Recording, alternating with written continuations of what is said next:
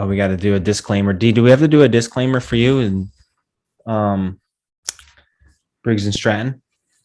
No, I don't think we should, but I will say that I am not a financial advisor, and all the advice that I provide today is strictly for entertainment reasons. And if you follow my advice and you lose all your money in real estate, it's not my fault. Love it.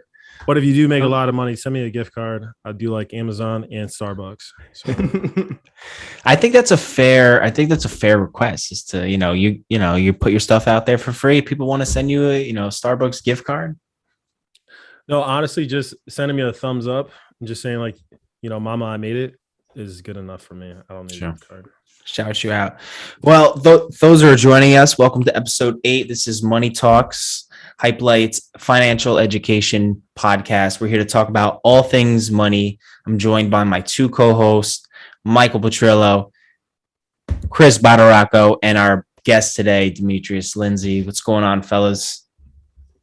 Going on? What's up? Holy Strasburg cast today. ESU. I was gonna wear an ESU hat. You should have. I know. Put an ESU on the HypeLite screen in the background. What's up? It had the ESU on the HypeLite screen. Oh, true. Yeah, I could work that in. That's a good idea. All right. Will, before we hop in, I'm going to read my disclaimer. Yes, please do. Yes, please do. Sorry. So the views and opinions expressed on Money Talks does not reflect the views and opinions of Pzna Investment Management. Awesome. Well, fellas, we're here to talk today about real estate investing, and I think we're at ease because now we can allow our guest to kind of take control here. But D, welcome, man. Thanks for joining us. And we know you're involved in real estate and investing and in money and all those things. So we wanted to have you on, pick your brain. This month we're dedicating to real estate. So we thought no one would be better to come on and talk about, the world of real estate investing. One from someone who also has a career in a completely different field, kind of give us an inside look into, what you're up to now and, what you've been up to. Yeah. So Will, again, appreciate it. Super humbling, that you're having me on. So I guess I'll just give you a quick 1-minute elevator pitch on me. So again, Demetrius, Lindsey, just talking real quick. I know all you guys from college. We went to the East Stroudsburg University, Harvard of the Poconos. And my little assistant is losing her mind out there. My daughter is banging on the door. And so just talking real quick where I started, my real estate career is still kind of in its infancy. I bought my first place about 7 years ago, straight out of college. I was making like $42,500 a year working, for a company selling power tools in the Home Depot. And I picked up a book called Rich Dad, Poor Dad. I really learned about hustling and things like that prior to buying my first property. But once I bought my first duplex, I kind of got hooked. And, since then, I've done a boatload of deals. My wife and I, we own a few investment properties now. We do a couple of flips a year. And it's been pretty good. At one time or another, I had my real estate license in both New York and Pennsylvania. And like you said, during that whole process, I've been climbing the corporate ladder as well. And it's allowed me to fund my deals and also just have a good W-2 job, to leverage when it comes to loans and things like that from banks. So, and that's kind of like a long way of saying like, yes, I do real estate and also have a real job. So. Thanks for that, man. I know you and I spoke through our hype huddle, which was probably maybe, what was it? Like April or May or maybe. Yep. So I got a lot of value in backside. We caught up a lot. East Stroudsburg alum, obviously, but I want to give Mike and Chris, I keep wanting to say Rich Chance. Chris and Mike, opportunity to ask questions. So if you guys want to jump on in. Yeah. How many properties do you currently have, D? So right now, our portfolio involves 5 properties. Yep. Nice. And you got mortgages on them, or you like? So all of them have no, three of them have mortgages on them. And then the other two, actually, no, I'm sorry. Only two of them have mortgages on them now. Three of them do not. Nice. Yeah. Nice. So I was going to ask, so you said you've been involved in real estate for, you said 7 years now? Yes. So we bought our first duplex in 2014. Yeah, 2014. So how has, since you were investing in real estate when things were like normal, and how is it different the last, say, couple of years? Like, has it been beneficial to you as with interest rates being super low, and or is it both sides of the coin where if you want to buy something new, you have to pay up, pay at a premium? Yeah. So what's interesting about real estate, and one of my mentors said to me, kind of early on in my real estate endeavors, he's like, buy real estate and wait, don't wait to buy real estate. And the reason for that is there's never a great, perfect time to buy real estate. It's like, oh, the market's down, but now banks don't want to lend, or the market's up. Now things are way too expensive.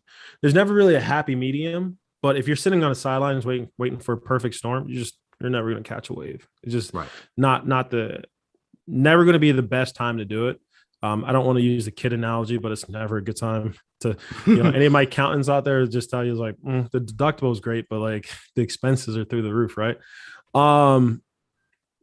When we bought our first place, it was purely because we wanted to house hack. And what house hacking means is live in one unit and let the other unit pay the bills, right? Pay the mortgage. We bought our first place, like I said, 2014 ish, for $115,000. I got my real estate license, and so I took a piece of a commission off of that property. All in all, probably spent about $5,000 to $6,000 to acquire it. We got that property reappraised this year, and it's at $206,000 valuation. So 7-year swing. And the power of leverage allows for us to pull equity out of that property and buy more. So that's what we're doing. Have you done that yet, as far as like selling and looking for a new place, or are you kind of just buying and holding for these 5 properties? So these 5 are my buy and holds. Actually, 2 of them so one of them is getting rented out right now as we speak, and the other one is going to be a sell. Majority of the time we want to do buy and holds, but we've also done wholesale deals where we'll take a property under contract and then go sell that contract to someone else. And usually how that works is you're getting a property at a value where you're either leveraging a relationship or someone knows that you buy, and you're offering a quick close. And then basically you're going to shop that property around and sell it to someone else at a premium and make a couple bucks on it. Nice. Does that take like a couple months of holding to find somebody, or is it generally turn around pretty quick? Yeah. So once you build up your network and you know who your cash buyers are and you know how to spot a deal, typically you want to be 20 to 30% below market value if you're going to do a wholesale deal, so you can make your 10% money on it. And it's not hard if you know where to look.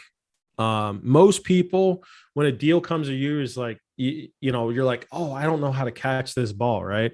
Mm-hmm. Preparation is the number one piece when it comes to real estate. Having your financials in order, making sure you have a buyer's list. If you can't take something on, you got somebody who's going to give you $5,000 just for getting them a deal, like things like that. Can you explain that, like that buying? Because honestly, I don't know, I've never really kind of experienced that at all, as far as like the buying the contract and selling, turning around and selling it. Yeah. How does that work? Yeah. So it's called wholesaling, right? It's where you don't actually ever take possession of the property. The way it works is like, so for me, for example, I tell everyone I buy and sell real estate. I buy and sell real estate, cash deals, close quickly. And usually what'll happen is Mrs. Jones, who's at the church that talks to my mom, is like, hey, we want to sell our house. We don't want to put it on the market. It's in shambles, blah, blah, blah. Your son says that he does real estate, see what you can do, blah, blah. They'll hit me up. We'll write up a contract and say like, hey, we'll close in 30 days or less. And the contract usually says DK Lindsey Properties and or assignees. and assignees mean anyone who was signed the contract. And then what I do is if I agree to pay Mrs. Jones $80,000 and the house is worth, 120, 130, I'll shop it on the street and say like, hey, I'll sell you this contract for this property that's worth 120 based off my comps, what I see in the area. After you renovate, pick it up and do it right, it'd be worth 120,000. I'll sell you this contract for 85, 90K. I go to my investor groups. I go to cash buyers, people who are looking to get into real estate, but just don't have the cash deals coming to them. I go to them and say like, hey, do you want to buy this contract? And it's still a value deal for that person. Mrs. Jones gets her $80,000 she wants. I get my $5,000, and this person gets into that property still at a discount compared to the market. Interesting. Yeah. Do you find that people are willing to make those deals like more so than working with an agent, like because of the commission that they would be paying, but they're also typically giving, their property off for, possibly at a discounted price? So is it the same, what's the word I'm looking for? Is it, the same thing kind of in a way? It's, every person's situation is different. Some people say, I don't want a million people walking through my house. I don't want to put it on the market. I don't want my neighbors to know what I'm doing. Things like that, you'll be surprised on. And then the agency side of it, right? As a guy who was a real estate agent and someone who has bought properties off the MLS, there's so much value in having a good realtor take care of you and do certain things of that, because they're your fiduciary, right? They take care of a lot of the ins and outs. But sometimes when it comes to a cash deal and you want it to be clean and you want to be out of your situation in a few days or less, going through a realtor is just going to bog down sometimes those situations. Like I can write up a contract on a property and close on that property in 10 days or less. So, those are the benefits, right? But you're an exception to most people. Correct. Yeah. Most people would probably just feel so overwhelmed, but because that world so well and you've done it and you have the skill set, you feel extremely confident. Plus you had, your real estate license as well. So yep. You've done plenty of deals there with that. Yeah. I think the biggest thing that people get overwhelmed with, and it's the same thing with mortgages or just understanding finance in general. Like if you don't do it all the time, you don't know. Most people, the average American, I think buys 2 houses their entire life. Your starter home and then your forever home. It's rare that you have someone who's like moved into a house that they acquired, 4, 5, 6 times. This is like my 8th house that I've personally lived in since graduating from college. So when it comes to mortgages, I'll tell you every ins and out to get you to where you need to be. And, same thing with contracts, every loophole you can think of in a contract, every, way to make sure you're favorable. Like if you've only ever done it once, it makes it difficult for you to be, in the know of what to do in certain situations. Yeah. I'll admit this is my first home I bought, and the guy I used, the real estate agent, was awesome because it was through my high school friend's college buddy. So like I knew him, but the whole process sucks. Like if you're the whole thing beginning to end was just not fun. And like, but title insurance is a thing. And like that like sucked. Like the whole concept of title insurance kind of sucks. And it wasn't great. So, I could totally see that, where if you don't know what's going on, it's a lot of back and forth and dealing with lawyers and dealing with this and that. It's definitely a little overwhelming. But I actually had a question that was on a different note. So you said you rent some of these properties out, right? Mm-hmm. So have you experienced being a landlord as crappy as they say? Like, is it not fun? Okay, so let me answer this. You want me to ask it differently? No, so no, that's because you're hitting it real. So the biggest obstacle most people have to deal with mentally when it comes to becoming a landlord is just like, oh, tenants suck, they're going to trash your house, they're shitty people, blah blah blah, all these different things. all in all, majority of the time, people want to pay and take care of where they live most of the time. But I'll unpack some things real quick. Our very first tenant. I mean, I'm talking like literally, we bought a house, put someone in there.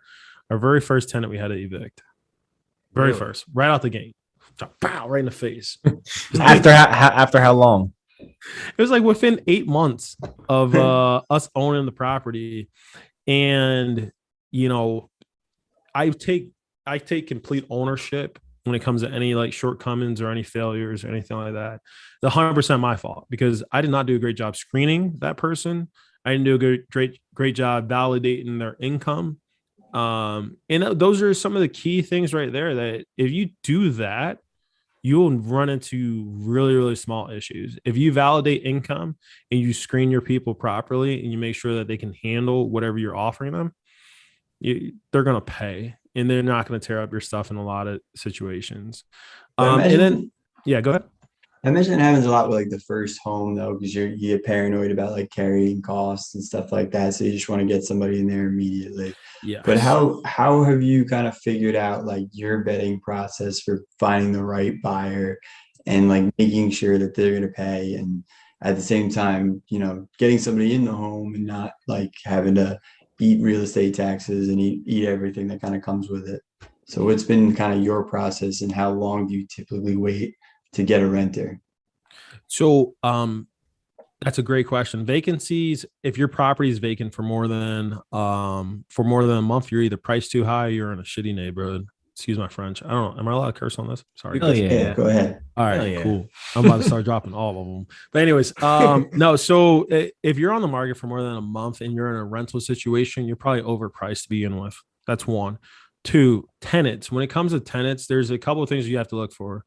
2 to 3 times earning minimum for rent. So if you're, say the place is $700 a month, you need to make at least $2,100 for it to even make sense for me to look at your application. I look at financial line first, and then I look at job history.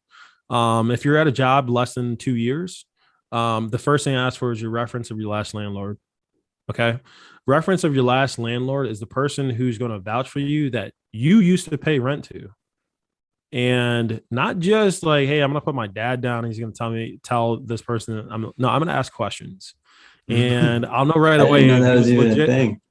That's a real thing. Well, you got to think. So it costs me nothing more to do that. Like credit checks are great and blah, blah, blah. Eviction history, you can do that, like all that stuff. But just talk to who they rented from last. Ask them real poignant questions. Right. And they're going to tell you. Yeah. They're going to be as honest as generally. It's landlord to landlord. You landlord to be honest. Keep it real. Keep it 100. And the problem is like people put references down and no one ever calls them. I call them. I want to know. That's the best. I feel like that's like the best. It's a most objective, like resource. It's if this is not your first time renting a house, you've paid rent to someone before, I would like to talk to them. And that's it. And another thing too, I haven't done it, but I've have real estate investor friends who will do an on-site interview at that person's current house. They will go to that person's current house and say like, hey, I got your application. I wanted to stop by, see if there was any questions, this, that, and everything else. And you can literally take a peek at someone's house and see like, I don't think I want to rent to you. That's interesting. I've never heard of that. Yeah. So, I mean, there's so many different ways to do it. It just, you got to find out what works for you.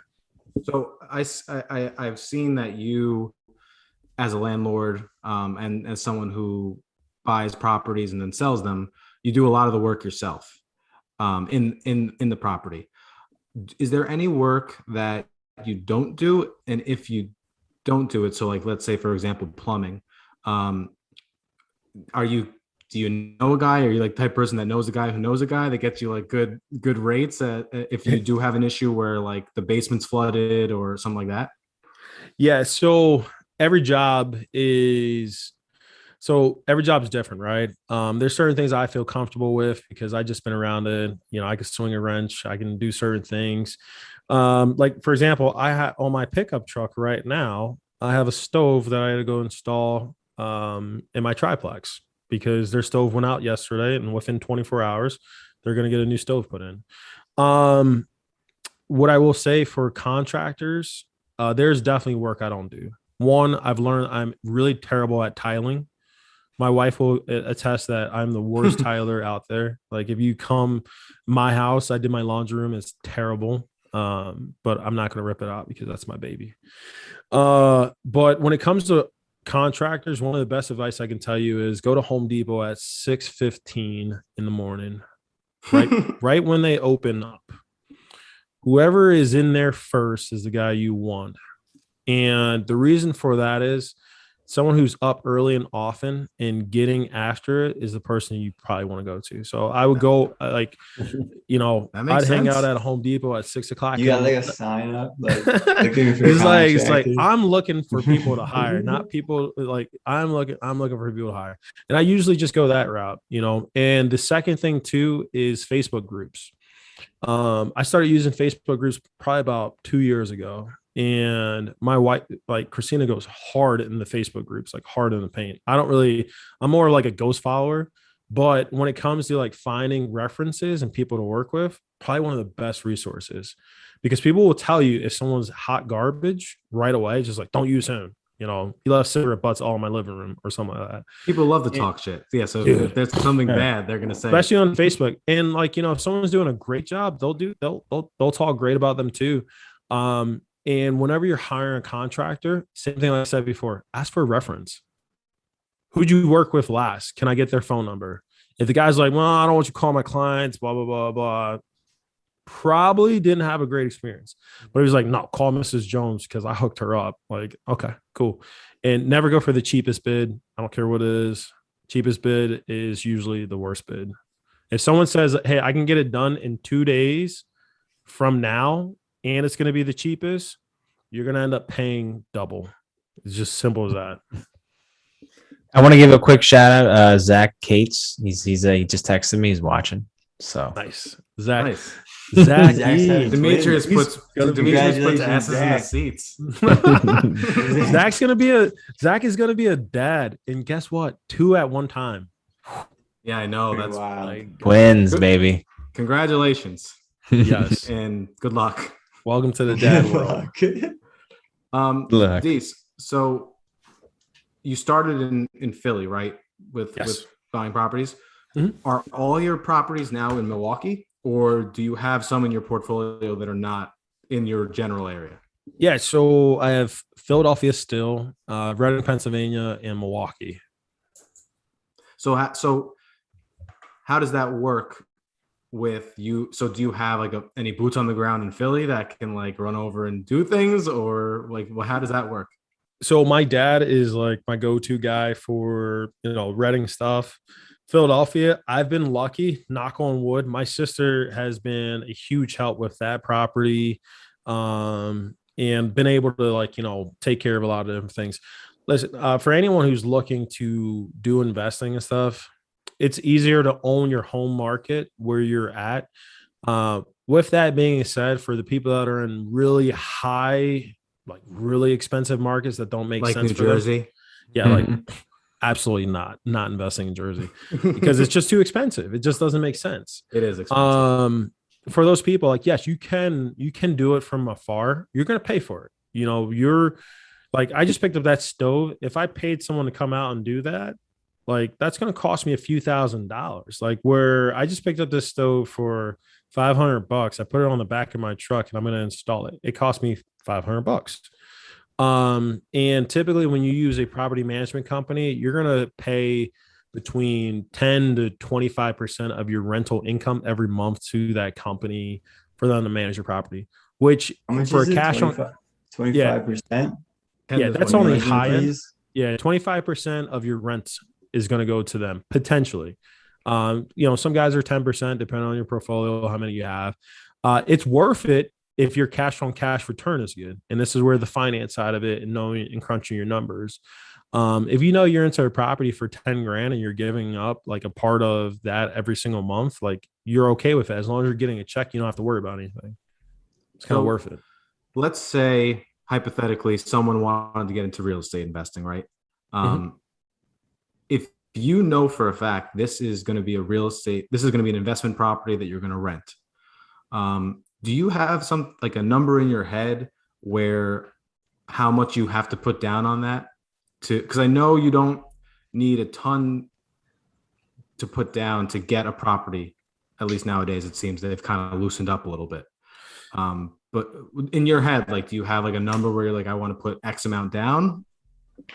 It depends on the deal. So just walk you guys through real quick. And again, I'm not a financial advisor and or a mortgage loan originator. This is for informational purposes only. Informational and entertainment. Educational. Yeah. So the way it works is there's a couple different ways for when you're acquiring a home. If you're acquiring a home as a primary residence, you have as low as 3.5% down. And if you're buying a home as an investment property or a second home, as low as 10% down. Normally, a single family home investment property is going to be 20% down. And then for a multifamily is going to be 25% and up. Every bank's different, right? The guidance I would give anyone who's brand new, if you're a young gunner and you're listening to this podcast and you're 23, 24 years old, I would tell you get a job making $45,000 to $60,000 a year in an area that you can buy a place for $150,000. You save up your 3.5% down, buy a duplex. Because what's great about FHA, you can buy up to a 4-family home for 3.5% down. Just some backwards hillbilly math will tell you that's $7,000 on a $200,000 property. For under $10,000, you can acquire that property. Obviously you have closing costs, some other things in there, but if you can potentially rent out that property and live there for free, it's worth it. Anyone who's starting off, who's young in the game, doesn't have all the crazy commitments yet, doesn't have a gigantic family, you get started by house hacking. Buy a property that you can rent out one side, or buy a big house and have roommates that pay your rent. There's all different types of stuff you can do. For me personally, for me to do a deal, I need to be a certain percentage below the market value. Christina be the first one to say is you think everything's a deal. And I do think everything's a deal if you can get it for the right price. Now it's all about making your numbers make sense. I'm all about cash flow, but you can't put $1 million of your own cash into a deal and only make $100 a month. There's got to be a certain balance, right? So, yeah, that's more into it for the cash flow, or more of the long-term appreciation of your real estate, or both, obviously. But I imagine the lower you put down on your mortgage, the more mortgage insurance you might be liable for, and the less equity you build. But are you kind of viewing these as just more additional cash flow coming through the door rather than building equity and kind of getting appreciation? Yeah. So that's a great question. So I would say it's a bit of both, like you said. Now, as long as interest rates are, vastly below inflation rates, I will keep on rocking out with whatever's out there. And PMI is definitely something you got to be careful with any properties that you're putting less than 20% down, whether it's conventional or FHA, you're going to pay PMI. And for people who don't know, that's basically mortgage insurance, and that protects the mortgage company, because if you give less than 20%, you're considered a risky bet, right? What I will say is appreciation matters. Cash flow matters to me. And the reason why it matters to me is because it gets me closer to my financial freedom number, whatever that may be, of hey, I have this many properties that are making me $200, $300, $400 a door. I know if I can scale that up to 100 doors 10 years from now, it's great. Those properties are worth more. But if I'm making, $300 a door and I have 100 doors, I'm pretty comfortable in my lifestyle at that point. The way I look at appreciation, I'm young enough in my investment career where if I'm buying correctly, I should be appreciating, 3 to maybe 5% a year. And that's an aggressive market. But you're seeing some appreciations out there that are 10% a year, which is insane. If you look at our property that we bought 7 years ago, We bought it for $114,000. I put, $5,000-$6,000 into it. Property's worth $206,000 today, 7 years. I took out a HELOC, which is a home equity line of credit on that property. I pulled out $60,000 and I used that to buy a $75,000 cash deal. And now I have infinite return because I'm about to do another cash out refinance on that property 2 weeks from now. So Nice. that's what we call the infinite return. If you guys were wondering what that is. All right, I got another question. So you mentioned Demetrius Lindsey LLC. How many of these properties are owned in LLC? How many do you keep them all separate? Do you have them in one? Do you have, as far as like, or do you go like more the umbrella insurance route as far as like protecting liability? So all of our properties are actually owned in our names. I use DK Lindsey Properties for contracts. And those contracts being like, wholesale deals. And anytime that I do a hard money loan on a property where I need cash quick, I have to use my LLC. But then I usually will take title in my name, in my wife's name. As far as the protections from the properties, it's great if if you're really trying to protect your assets and you have a lot of equity and stuff like that, and you're worried about getting sued. It is good to potentially have an LLC. And again, I would seek a real estate attorney to tell you what's best for your situation. Currently, all my properties are held in my name, and we still have individual insurance on each one of those properties. And I like to leverage my properties in a lot of times so that I can, typically if someone's going to sue you, they're going to look to see how much you owe on that property before they sue you. And the way, and this is not legal advice, people, but if someone has a slip and fall in front of your property, they typically will call you better call Sal or whoever it is. And that person can then see if you own that property outright. If you don't own that property outright and there's like a mortgage on it, most lawyers are just going to be like, it's not worth it.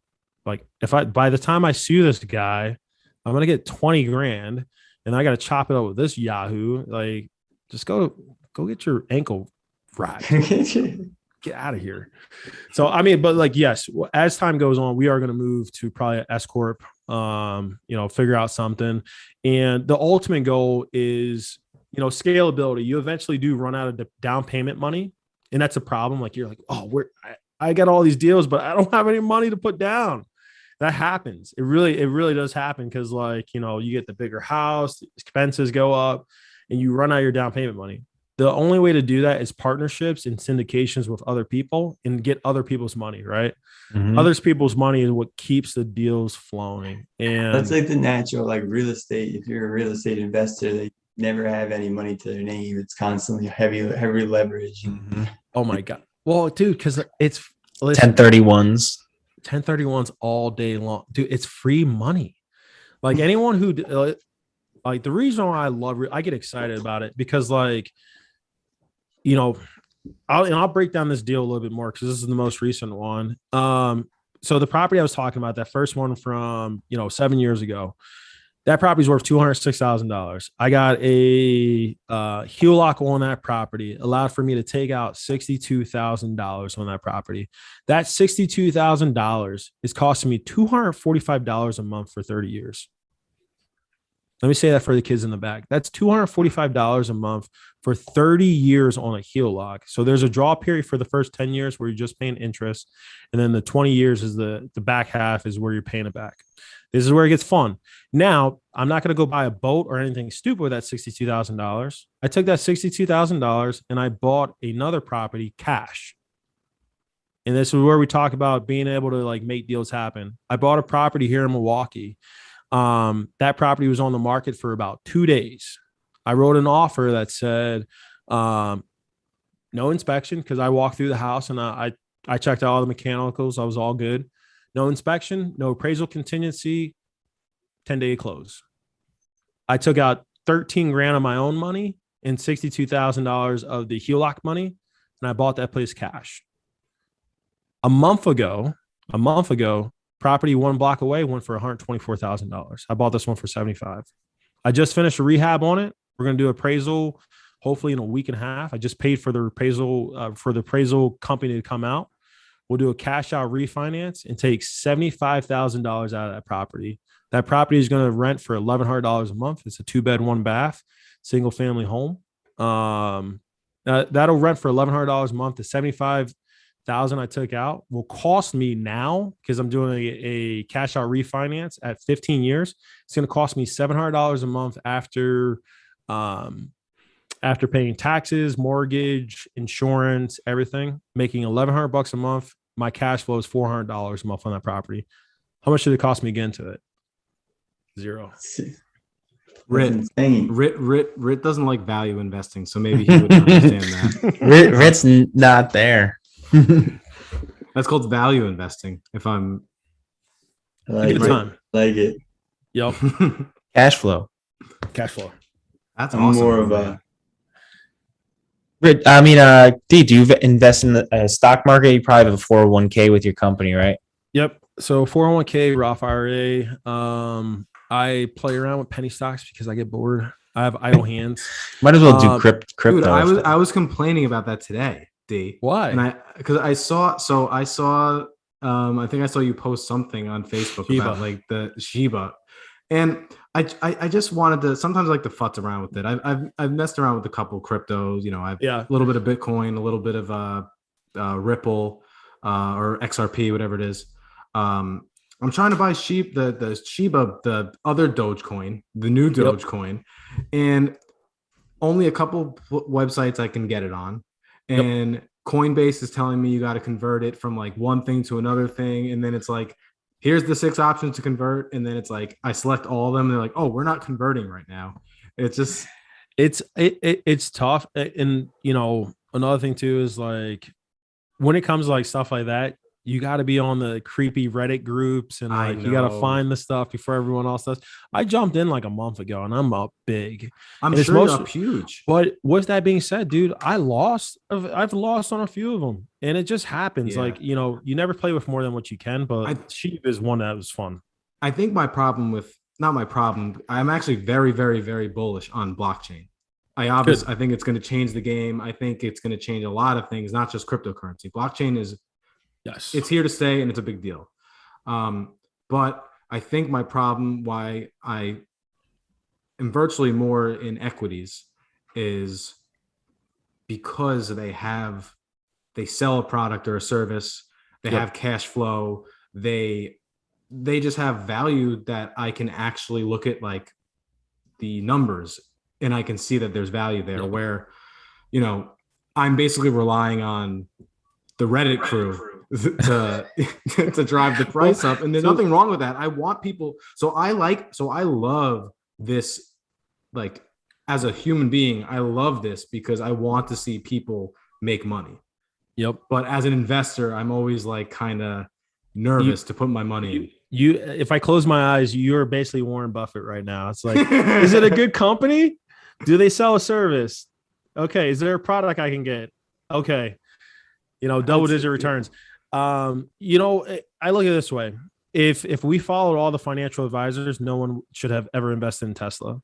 If we followed, the roadmaps for some of these companies that were based off of, intellectual properties and things that just didn't make any sense to people, dude, half of the organizations out there would be nowhere where they are today. I mean, you look at Facebook, you look at Google, you look at Alphabet, you look at some of these companies, and just like, dude, a lot of times it was just like you're banking on an idea. I mean, like, when did Facebook start turning a profit? Not that long ago. Oh, for sure. I mean, I think I was telling Rit and Will, I've been very bullish on a few companies that have not made a profit. I'm very big on SoFi. I'm very big on Fubo. These are companies that are not making money yet.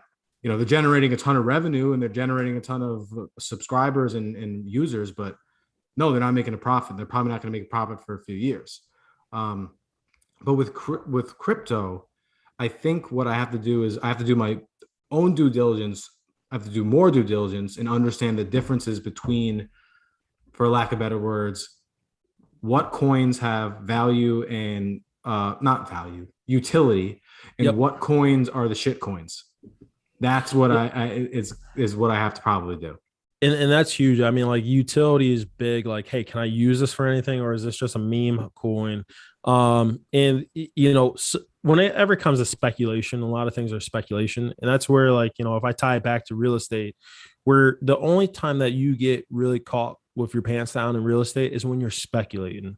If you're buying something that you're hoping that it will double in value in like a year, 2 years, 10 years, if you think it's going to double in 10 years in value, you're probably over leveraging yourself, and you're probably going to make a mistake. Same thing with with stocks and stuff like that. You get the people who's like, I'm gonna drop 50 grand into this stock because it's gonna double in a week. I'm like, don't do that. Yeah, I also hate, like, on Twitter, I hate seeing like, if you had invested $10,000 in this, you would be this. Gross. Like, those things are so stupid. It's so gross. I mean, you can say that about anything. I mean, look at what Amazon has done in the past, 24 months. Look what Tesla has done in the past, 5 years. Everybody's Monday morning quarterbacks when it comes to that stuff. But the safe bets are, go for a high yield dividend stock. And if you want to be safe, go with that. But, if you want to take more risk,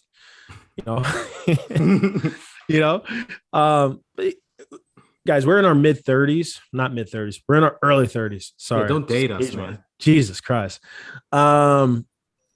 Right now is the time to be bullish and have some fun and make some money. I mean, it really is. Like, I know I said this before, but buy real estate and wait. Don't wait to buy real estate. If you can find something that's cash flowing, that makes sense, just freaking invest. Just have fun with it.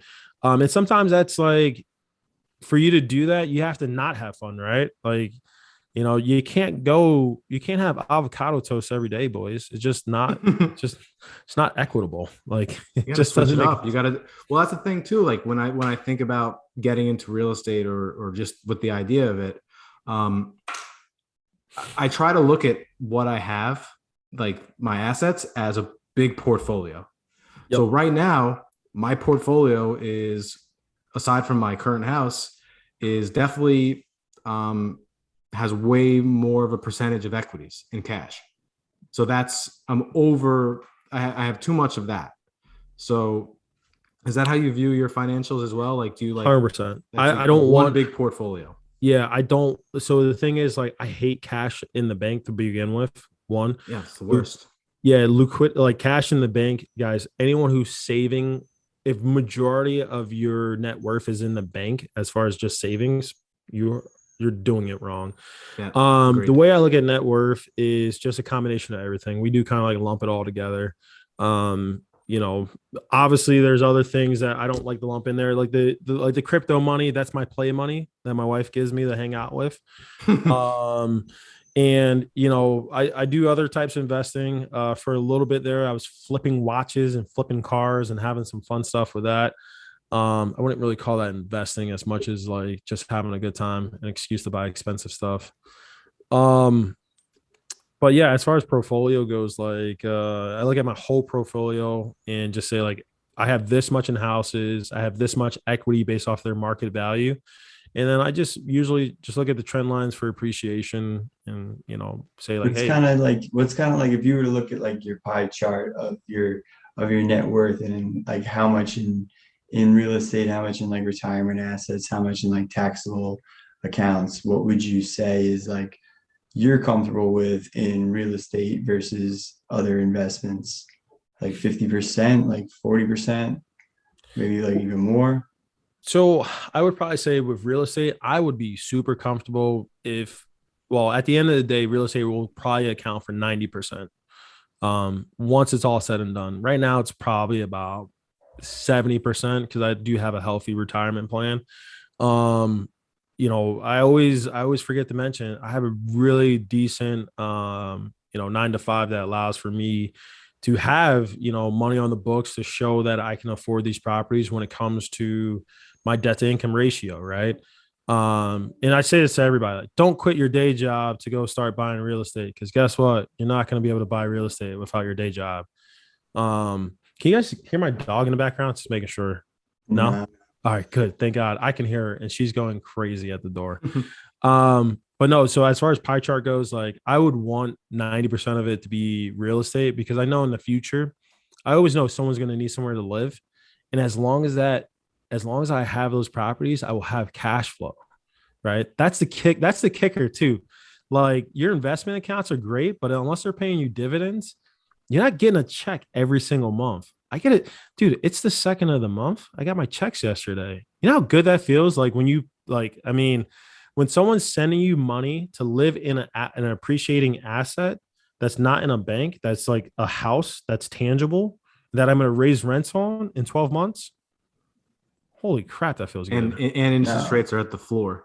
I love that. But like the advisor in me just looks at it and is like, ooh, we should diversify a little bit of a real estate in that regard. But I totally get it though. I love the hard asset. I love the idea of real estate and but at the same time it's the cash flow part of it. I totally understand. Yeah, it's tough. Also, I mean, interest rates are, for this property that we're cash out, we locked in at 3.9% on an investment property on a $75,000 loan. It's like nothing loan. Like it probably just took them more. It cost them more to write it up than what it's worth. And 3.9% down. I mean, it's free money. Yeah, that's crazy. That's free. And also another reason why I've kind of, and your point is so valid. Like shelter is never going out of style. Like you have to live somewhere. So it's not something. So you're like starting to turn me now. Cause I've always been like all equities. And now I'm just thinking like, eventually some of these companies I'm invested in that I think are great, there's always someone gunning for that person or that company. So, but real estate, people have to live. They have to, and with all these coastal areas that are so overpriced with insane valuations, at some point, especially with these work from home setups, people are going to start moving in. Oh yeah. Dude, I love the fact you just said that. That's the biggest thing, biggest appeal to the Midwest, because you have great job security here in the Midwest. You have hardworking people and you have affordable housing right now. If I look at the investors in this market, my Milwaukee market, they're from all over. They're from Colorado, they're from California, they're from New York, they're from New Jersey, from Florida. Everyone's moving inward and they're investing in this market because they can get high rents. Like, dude, I bought an asset for $75,000. I'm getting $1,100 a month in a decent neighborhood for rent. $1,100 a month, and my cash flow is $400 after paying that asset. This market, like, if we look at, Milwaukee's a great market. Ohio has a lot of great places. Minneapolis, like a lot of these Midwest markets, as industry starts to kind of shift from manufacturing to services and other types of pieces, a lot of these companies are looking to move in, and there's a lot of good opportunities. And the work from remote. Why live in an expensive place like New York City when you can move to Milwaukee, have a lot of those things that you have there, but not have to worry about the higher costs, right? Agreed. It blows my mind, D, because I'm seeing like some of the properties you're posting, and you're like 75 grand, and you're putting 15 in, and I posted something today. It was like 389, and it was the value of the homes that you're posting is like the value of the down payments we got to put down to buy the houses in New Jersey. It's insane. Because like it doesn't make sense. And then it's like having two different stock markets. What's like the real estate taxes on a home in Milwaukee? The $75,000 house is $1,340 a year. $1,300. What? $1,300 a year. Like $1,000. And they're decent, dude. And they're decent schools. They're not bad schools. They're not ranked low. I might have to throw up. True. That's a good thing. That's a good point, though, D. Yeah. Like education, the community, like that. There's a reason why I think things are so valued so high on the East Coast and where we're at right now, but it's like disproportionately high. Like, yes, like I said, a $389,000 house that I was at today was completely in shambles, needed to be completely gut and remodeled. And like, what you can buy like 4 properties in Milwaukee that are in decent shape for that. It's insane. If you're an investor, you can always find a deal, but like it's tough. I mean, and it goes back to that down payment money. Like I don't have, a few $100,000 laying around for that next big deal, but I can scrounge together 30, 40, $50,000 and put together a few deals here and make some cash flow and pull my money out and go to the next deal. Like that's nothing. But on the East Coast, dude, I'd be one deal and I have to wait for like 5 years to save my money back up again. So yeah, I know exactly what you mean, man. It's tough. That's why it's like, you think about it, it's like, I mean, you have a market that you're in right now where you can, you could do multiple deals at once, where it's like New York City, New Jersey, this area, it's like, you're one and done. Yeah. Like I'm like, you're not making trying to just deals. get You're- one. yeah. Like I'm Yeah, trying to just yeah. get one. But so like, I mean, in all, I think we tried to figure this out before last time I talked to Mike and Rick, because we were talking about your property, like the 75 grand. I told him you're going to put 15, cash out at 9 or 115.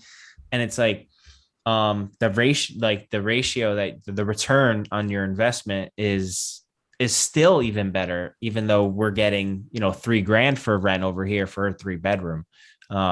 It's still, you're still in way over. Yeah, and that's the thing. Like when you're running those numbers and you're looking at things, it's always crucial to look at percentages, right? And your opportunity cost. If I did a deal on the East Coast and it was $3,000 a month I'm making in rent, my take home is this or that, but it allows for me to not do another deal for 2 years. Holy shit. Like I'm sitting on my hands for 2 years while I wait to recoup money, where I could be here. I'm only making $400 as far as cash flow. That's good. I'm great. I could pull all my money, go to the next one, go to the next. This is a volume game because we only have so much time on this planet. And if you're not moving at a frantic pace, you're just going to get lapped by time. It's just it's just way this thing is. So hypothetically speaking, if you knew 3 other people, maybe not in Milwaukee, that wanted to potentially get into the Milwaukee market, how could you possibly set that syndicate up?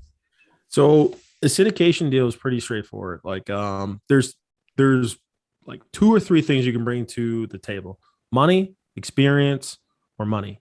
And that's usually how it works. I mean, and usually people are getting paid based off of the equity into the property and the cash flow out, right? If you were to create a syndication between 5 people or whatever like that, you create a company Or 4. or 4, you create a company, you put it into that LLC, those properties, you figure out who the managing partner is in those properties, and then you just collect a check. Where those are really good is when you have someone boots on the ground in that market, right? Where you're not actually giving those funds away directly to a property manager.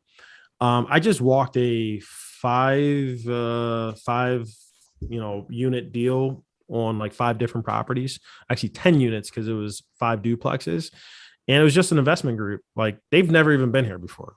They just had a property management company and they're just sitting back collecting checks. And had some goofy name. It was a bunch of I was like, the fuck, this is making money. Dudes from New Jersey.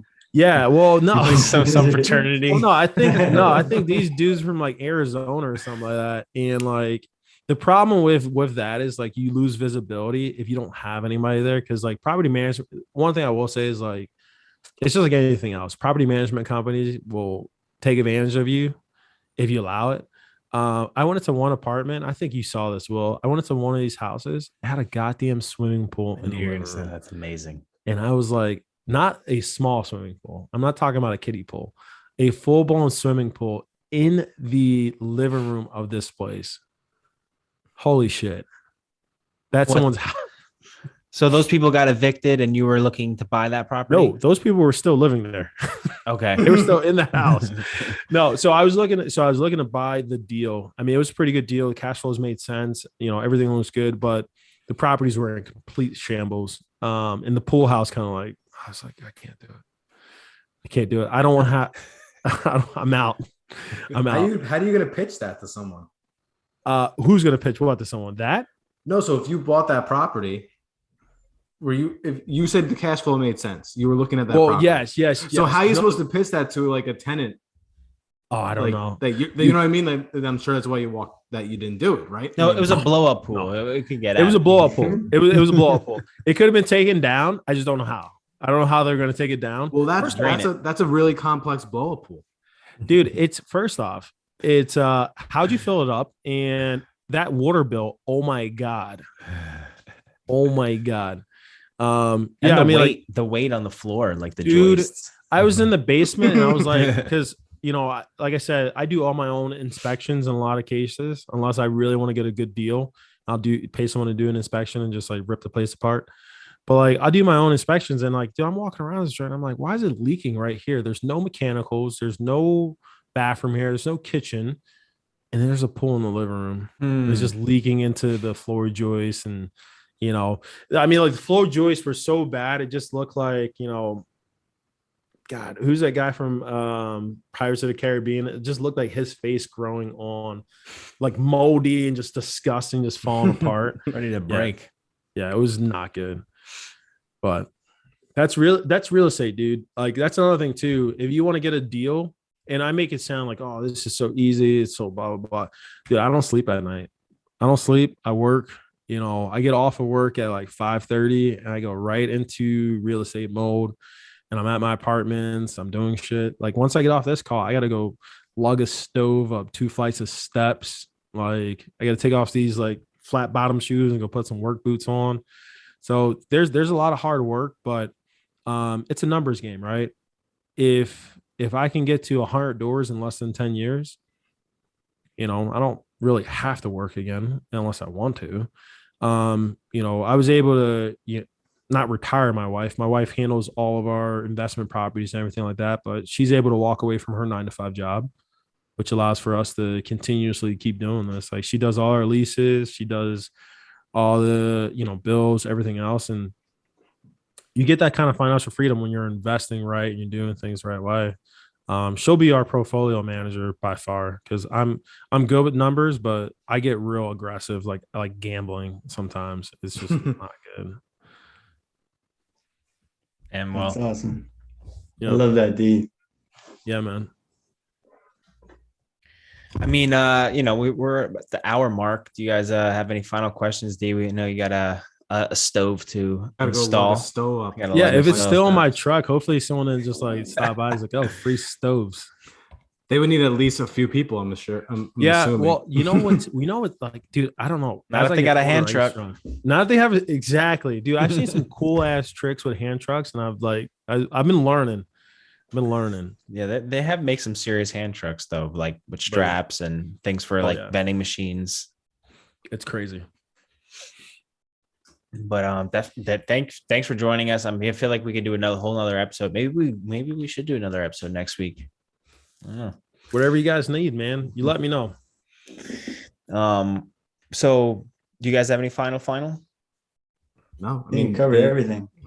Yeah, I think so too. I mean, I think it's awesome what you're doing, D, and I'm sure we'll have more questions for you in the future for sure.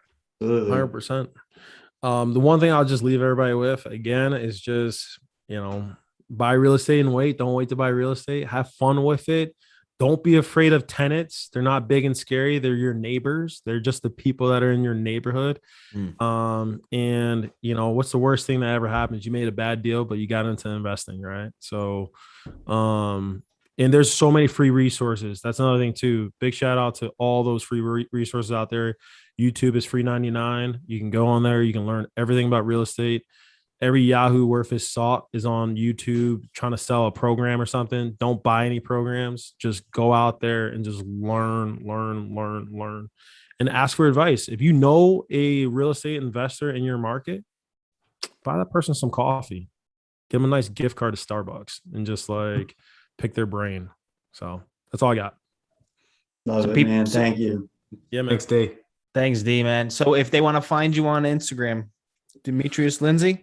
Yep. It's pretty straightforward. I ain't hiding. You know where I'm at. You can learn a lot from watching your stories. Yep. And my cute kids. So. Yeah. So I'm going to end the live. Thanks again. This is another episode of Money Talks, episode 8. Join us next week. We'll be talking more things real estate for the month of November. Peace.